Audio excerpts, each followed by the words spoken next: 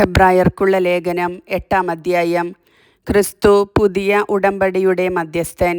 ഇതുവരെ പ്രതിപാദിച്ചതിൻ്റെ ചുരുക്കം ഇതാണ്. സ്വർഗത്തിൽ മഹിമയുടെ സിംഹാസനത്തിൻ്റെ വലത്തുഭാഗത്തിരിക്കുന്ന ഒരു പ്രധാന പുരോഹിതൻ നമുക്കുണ്ട്. അവൻ വിശുദ്ധ വസ്തുക്കളുടെയും മനുഷ്യനിർമ്മിതമല്ലാത്തതും കർത്താവിനാൽ സ്ഥാപിതവുമായ സത്യകൂടാരത്തിൻ്റെയും ശുശ്രൂഷകനാണ്. പ്രധാന പുരോഹിതന്മാർ കാഴ്ചകളും ബലികളും സമർപ്പിക്കുവാനാണ് നിയോഗിക്കപ്പെടുന്നത്. അതിനാൽ സമർപ്പിക്കാനായി എന്തെങ്കിലും ഉണ്ടായിരിക്കുക അവനും ആവശ്യമായിരുന്നു. അവൻ ഭൂമിയിൽ ആയിരുന്നെങ്കിൽ നിയമപ്രകാരം കാഴ്ചകൾ അർപ്പിക്കുന്ന പുരോഹിതന്മാർ അവിടെ ഉള്ളതുകൊണ്ട് പുരോഹിതനെ ആകുമായിരുന്നില്ല.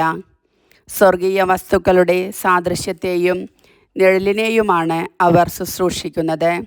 മോശ കൂടാരം തീർക്കാൻ ഒരുങ്ങിയപ്പോൾ ദൈവം ഇപ്രകാരം അവനെ ഉപദേശിച്ചു: പർവ്വതത്തിൽ വെച്ച് നിനക്ക് കാണിച്ചു തന്ന മാതൃകയനുസരിച്ച് എല്ലാം ചെയ്യാൻ ശ്രദ്ധിച്ചുകൊള്ളുക. ഇപ്പോഴാകട്ടെ ക്രിസ്തു കൂടുതൽ ശ്രേഷ്ഠമായ വാഗ്ദാനങ്ങളിൽ അധിഷ്ഠിതമായ ഒരു ഉടമ്പടിയുടെ മധ്യസ്ഥനായിരിക്കുന്നത് പോലെ പഴയതിനേക്കാൾ കൂടുതൽ ശ്രേഷ്ഠമായ ഒരു ശുശ്രൂഷക സ്ഥാനവും അവന് ലഭിച്ചിരിക്കുന്നു. ആദ്യത്തെ ഉടമ്പടി കുറ്റമറ്റതായിരുന്നെങ്കിൽ രണ്ടാമതൊന്നിന് അവസരമുണ്ടാകുമായിരുന്നില്ല. അവിടുന്ന് അവരെ കുറ്റപ്പെടുത്തിക്കൊണ്ട് അരുളി ചെയ്യുന്നു. കർത്താവ് അരുളി ചെയ്യുന്നു: ഇസ്രായേൽ കുടുംബവും യൂദാ കുടുംബവുമായി ഞാൻ ഒരു പുതിയ ഉടമ്പടി സ്ഥാപിക്കുന്ന ദിവസങ്ങൾ വരുന്നു.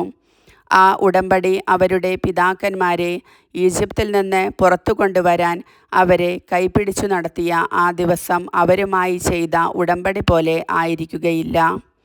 എന്തെന്നാൽ കർത്താവ് അരുളി ചെയ്യുന്നു: അവർ എൻ്റെ ഉടമ്പടിയിൽ ഉറച്ചു നിന്നില്ല, അതുകൊണ്ട് ഞാനും അവരെ ശ്രദ്ധിച്ചില്ല.